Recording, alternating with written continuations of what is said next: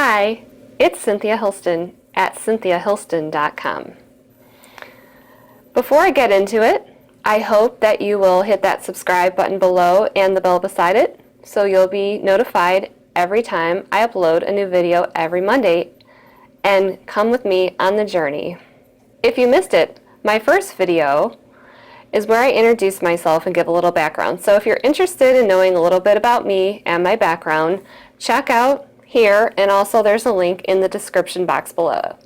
Now, since I know your time's important, let's get right to it. I want to talk about encouraging new writers, because obviously that's what you're here for. You're a new writer, or maybe you've been writing for a long time, but you are going to be a new author one day, because that is what we want, right? We want to go from being a writer to an author, to being a published author. So one question some people ask is, can anybody be a writer?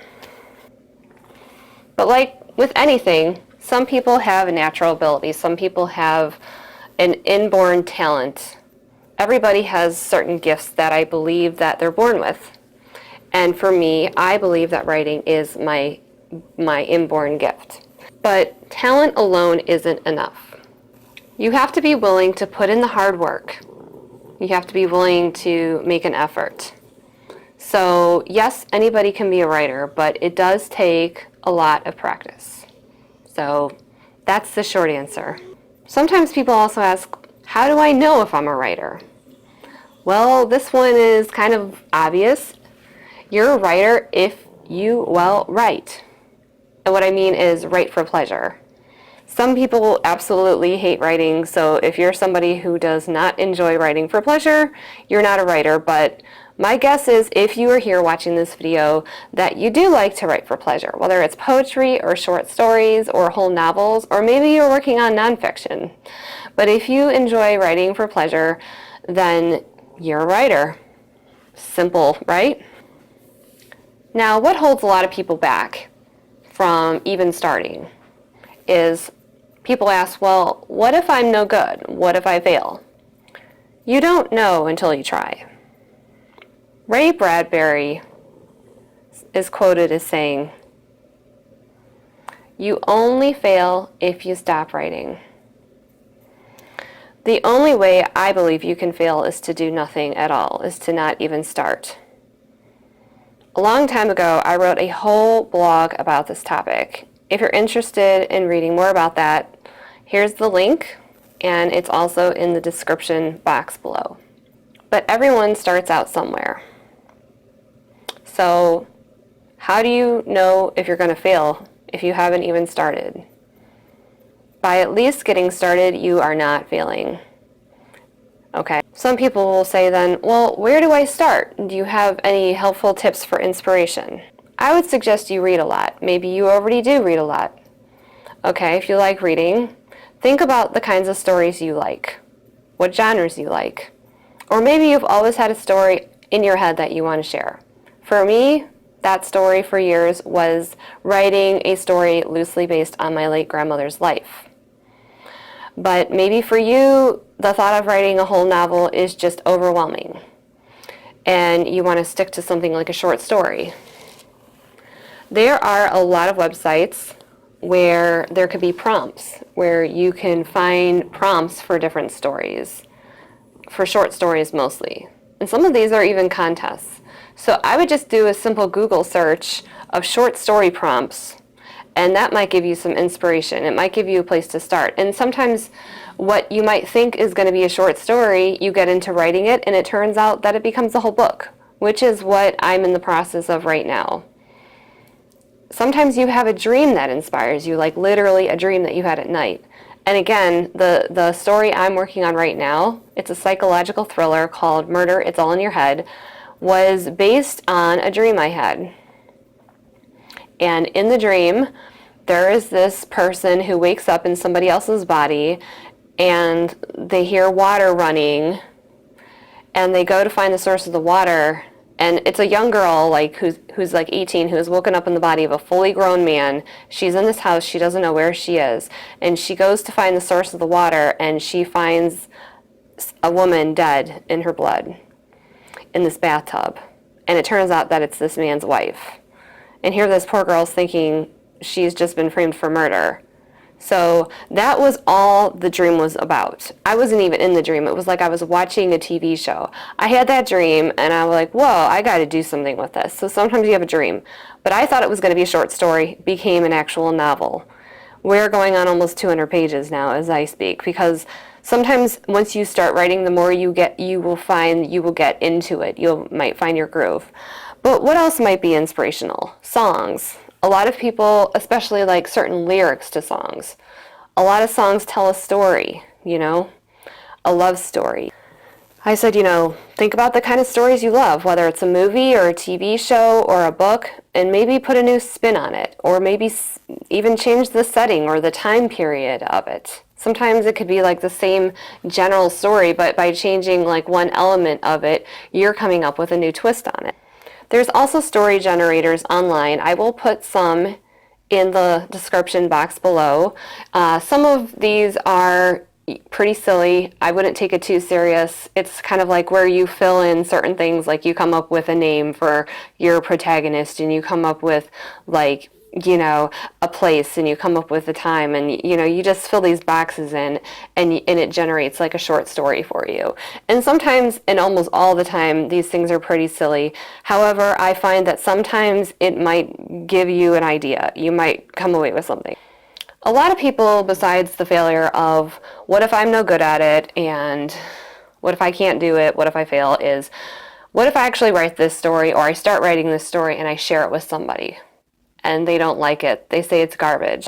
Now, first of all, if the person says they don't like it, ask them to clarify. Maybe they just don't like the genre. Maybe they just don't relate to the main character. Maybe they don't like the time period it's set in. So it might have nothing to do with your ability to tell a good story. It might just not be their cup of tea, so to speak. So that could be one of it, is that it's just not their cup of tea. But if the person is just being rude and starts demoralizing your character, meaning you, who you are, and just saying it's garbage, why are you wasting your time, just all kinds of negativity, that is destructive criticism. At that point, you know what, just say thank you. You're entitled to your opinion, but take your work elsewhere and have somebody else read it, because those people are trolls and those people are just more than likely being rude for the sake of being rude. So don't even take what they say seriously. It may hurt your feelings, but don't take it to heart, okay? However, if it's constructive criticism, listen to it. It might be hard to hear it. Sometimes you have you invest your heart and your soul in what you're writing, and then somebody else reads it and they just didn't get it. I've written stuff like that. I'm part of a writer's group. There's 10 people in it, including me, sometimes 12. And there sometimes will be 1 or 2 people who will read something of mine and they just didn't get it. It's usually just a chapter of a story or something didn't work for them, but it worked for everybody else. And in that case, I go with the majority. But sometimes I do stop and think, oh, gee, maybe this person has a good point. I will take what they say, and if they are giving me their feedback because they're honestly helping me, they want me to improve. And no matter how much you write, you can always improve. So if it is constructive criticism, take it and, use it or not. It is still just their opinion. But it doesn't mean that they're saying it's garbage. It just means maybe here's something you need to work on. So they're not discouraging you from writing. They're actually encouraging you to write. It's just that sometimes it's hard to hear those things. And that's okay. Sometimes people will ask, well, when do I know if I should continue pursuing my writing? Maybe you are several months or even years into this and you're just wondering, is this for me? This is probably not the answer you're going to want to hear, but I'm going to say this. Only you can know that. Nobody else can know if it's time to stop writing or not. And finally, where can I go for support? Because writing, although it is a solitary endeavor, A lot of times you're at your computer or if you decide to write by hand, you've got your notebook and your pen. You do need support. That could be online or in person. There are many Facebook groups, there are many forums out there. I'm going to recommend a group called 10-Minute Novelists.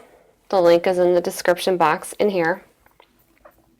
That group is very beneficial. I will also put some other links below to other groups on Facebook that you might find helpful for support. That can be for, idea buddies, people to bounce ideas off of, just people if you're looking for someone to read something of yours and give you feedback. If you have your book, the first draft finished, if you've gotten that far and you're looking for a beta reader, you're looking for somebody to read your stuff before, you publish it because you want to get it as polished as possible. There are lots and lots of places online you can go.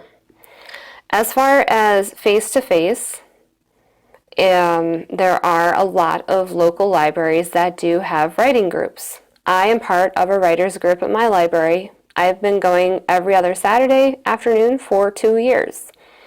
And I saw it advertised on the sign outside for a long time. I was curious about it, but I never actually joined until August of 2016. And boy, am I glad I did. That is one, I can sit here and tell you that is one of the best decisions I made with regards to my writing, is joining that group. Having face-to-face interactions with people, in my opinion, is better than over the internet. If you don't have the option of face-to-face interaction, then certainly online is better than nothing. Or maybe you're intimidated by the thought of face-to-face interaction, or you're just not ready. But I can tell you that this group, I have not only found amazing feedback from this group every time I go, however, I have also become good friends with several of these people. And these are people who are like-minded. They are also writers. See, when I wrote my first book, I asked some friends of mine to kind of be my editors. And they were people who liked to read, but they weren't actual writers. And so, while it was helpful, I think that the feedback I've gotten on the books since my first book have been more beneficial for me because these people are also writers. So that's just my suggestion, is go check out your local library. And if they don't have a group, maybe you can talk to a librarian there about getting one started. Maybe even offer to kind of get it started. Not saying you have to facilitate it. Maybe somebody who works at the library should do that, like they do with my group. But it's a thought. So those are just some of the things that I wanted to put out there to encourage new writers. So I hope this has been helpful. Again, I'm Cynthia Hilston at cynthiahilston.com. Links to all my social media are below. And as well, I have 3 books out on Amazon. They're all fiction. If you're interested in checking that out, there's a link there to my Amazon page and also a link in the description below. Thank you so much. I'll see you next time. Bye.